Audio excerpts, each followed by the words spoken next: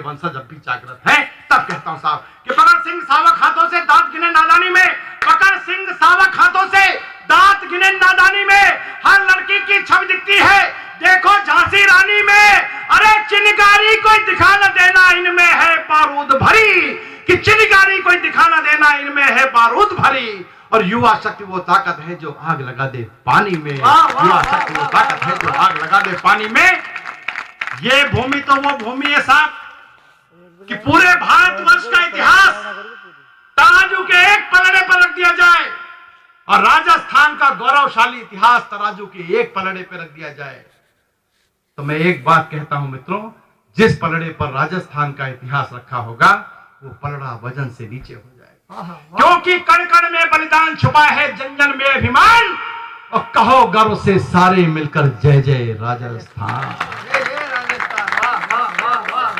तब मैं कहना चाहता हूं मित्रों कि क्या है, राजमहल के पत्थर के तो तेवर पर हैरानी है हिंदुस्तान। तब कहता हूं साहब क्या है साहब, हिंदुस्तान की बात करने की कोशिश करता हूं साहब कि हिंदुस्तान के अंदर ये क्या हो रहा है।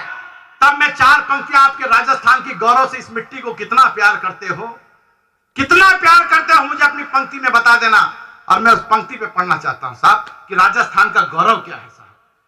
तब कहने की कोशिश करता हूं, भरत भूमि वो भूमि है जिसकी बलिदानी थाती है,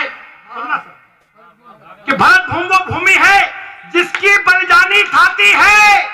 1 इंच भूमि मत देना मां बेटे को सिखलाती है, सूर सिवा राणा जन्मे ये वो बलिदानी माटी है, और चंदन से जो महक रखे वो माटी हल्दी घाटी।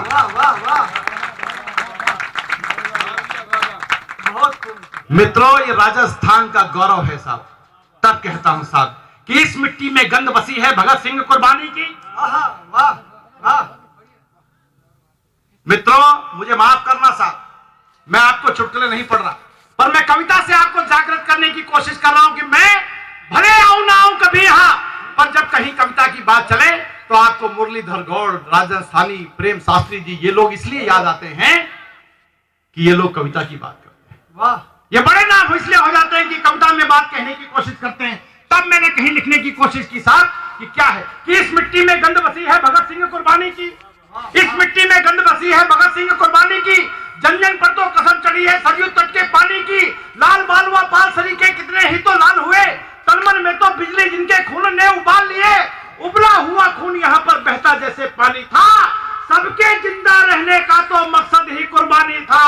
अरे जान जाए तो चली जाए पर मान नहीं जाने पाए, अरे तिरंगे के खातिर तो शीश को कटवाए। अरे भारतवासी भूल गए क्या, और ये बात अगर कलेजे पे चोट कर जाए पंक्ति तो समर्थन करना कि ऐसी बात कहने की हिम्मत आप में भी आ जाए कि भारतवासी भूल गए, भारतवासी भूल गए क्या स्वाभिमान की है गाथा, कि रावलपिंडी की चौखट पर दिल्ली ठोक रही माथा, रावलपिंडी की चौखट पर काला धन आएगा, हमें गर्व है कि उन्होंने कहा है तो आएगा भी सही। हमने पूरे देश के अंदर यह अलग जगाई साहब। मैंने जब उस समय पिछले वर्ष कहा था ना, लोगों ने कहा विरोध किया साहब मेरा, बोले संजय जी आप एडवांस में भविष्यवाणी कर रहे हो।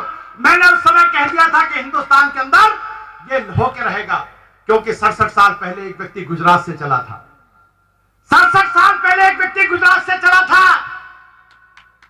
उसने हमें गोरे अंग्रेजों से आजादी दिलवा दी।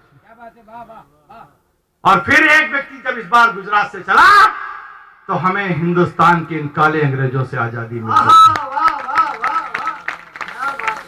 तब मैंने कहीं लिखा तो लोग बोले साहब ऐसा आप भविष्यवाणी करो। मैंने उस समय लिख दिया था कि मोदी के हाथों में देश की कमान, वसुंधरा के हाथों में राजस्थान, मध्य प्रदेश में शिवराज सिंह चौहान, छत्तीसगढ़ में रमन की पहचान, तो फिर क्यों नहीं होगा मेरा भारत।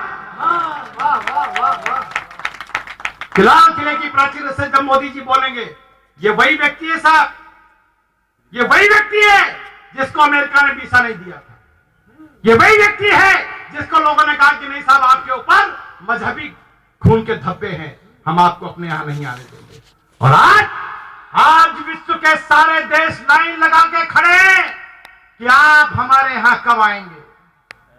तब मैंने कहीं लिखा था कि लाल किले की प्राचीर से जब मोदी जी बोलेंगे कि लाल किले की प्राचीर से, देखो कभी कभी होता है, कभी किसी पार्टी का नहीं होता, कभी जो सच को सच लिखता है वही कभी होता है साहब।